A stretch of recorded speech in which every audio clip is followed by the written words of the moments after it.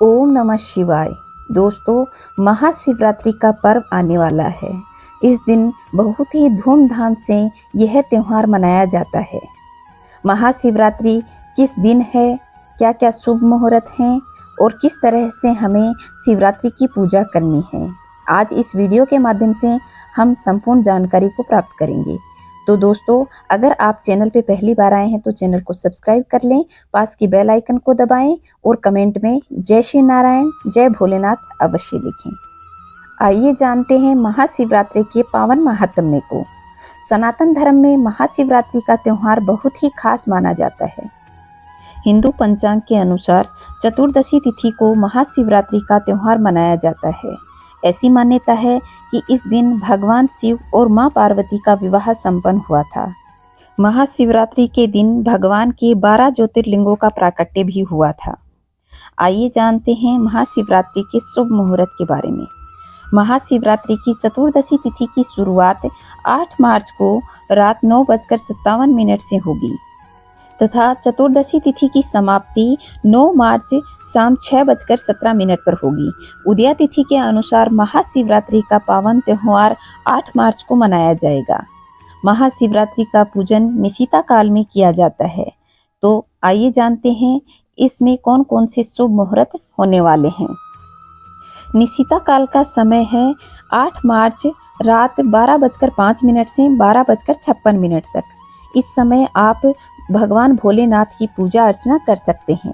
जो लोग 4 प्रहर की पूजा करते हैं उनको बता दूं कि शुभ मुहूर्त कब है और कब से कब तक आप पूजा कर सकते हैं। तो जब आप 4 प्रहर की पूजा करते हैं उसमें प्रथम प्रहर का पूजा का समय है 8 मार्च रात्रि 6:25 से 9:28 तक। वहीं दूसरे प्रहर का समय है 9:28 से 12:31 तक।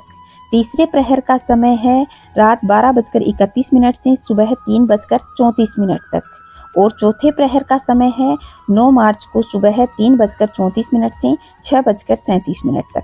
तो आप इस तरह आप चारों प्रहर की पूजा कर सकते हैं।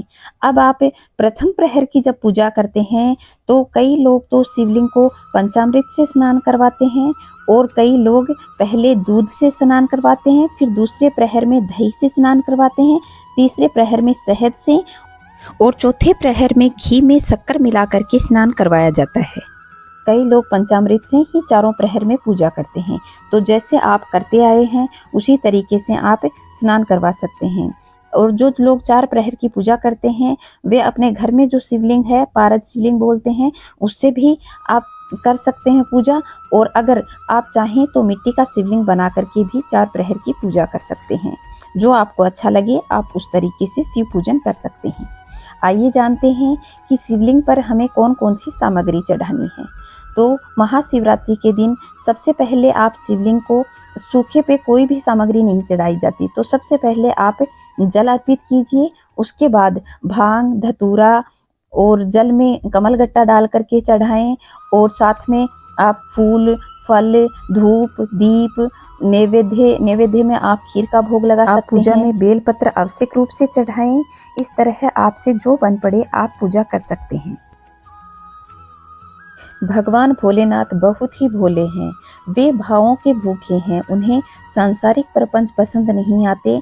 इसलिए आप जिस तरीके से भी करें पूरे श्रद्धा भाव से भगवान भोलेनाथ की पूजा अर्चना करें।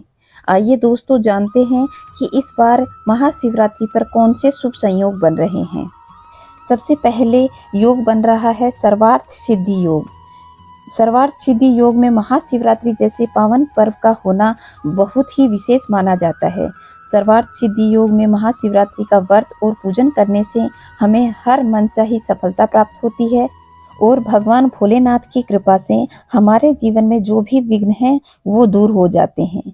इस बार सर्वार्थ सिद्धि योग शुक्रवार को है और शुक्रवार को ही प्रदोष है। इस बार बहुत ही शुभ योग बन रहे हैं क्योंकि प्रदोष को इस बार महाशिवरात्रि है और उस दिन ये प्रदोष शुक्रवारी प्रदोष है, इसलिए माँ लक्ष्मी का पूजन आवश्यक रूप से करें। इसको किस तरीके से करना है, आप जब शिव जी का जलाभिषेक करें तो उसमें कमल गट्टे अवश्य डाल लें, जिससे आपको भगवान शिव जी के साथ साथ माँ लक्ष्मी जी का आशीर्वाद भी प्राप्त होगा और आपके घर में सुखों की वृद्धि होगी और माँ लक्ष्मी की कृपा बनी रहेगी। दूसरा शुभ संयोग है शिव योग। महाशिवरात्रि पर शिव योग का संयोग बन रहा है। शिव योग साधना, मंत्र, जप और तप के लिए बहुत अच्छा माना जाता है। इस योग में महाशिवरात्रि का व्रत रखने पर भगवान शिव तक आपकी प्रार्थना शीघ्र पहुंच जाएगी। तीसरा शुभ संयोग बन रहा है सिद्धि योग।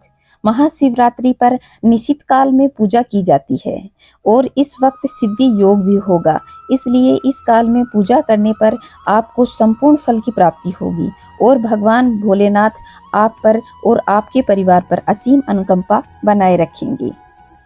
चौथा शुभ संयोग बन रहा है श्रवण नक्षत्र योग। महाशिवरात्रि के दिन श्रवण नक्षत्र योग होना अपने आप में ही शुभ फलदायी है।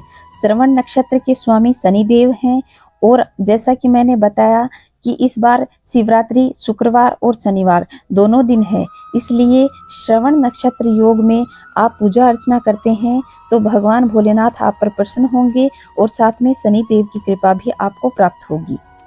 तो दोस्तों, यह था कि इस बार महाशिवरात्रि पर कौन से शुभ योग बन रहे हैं, शिवलिंग पर हमें क्या क्या चढ़ाना चाहिए और महाशिवरात्रि किस दिन मनाई जाएगी। आशा करती हूँ आप लोगों को वीडियो पसंद आया होगा। अगले वीडियो में हम महाशिवरात्रि की संपूर्ण पूजा विधि को जानेंगे।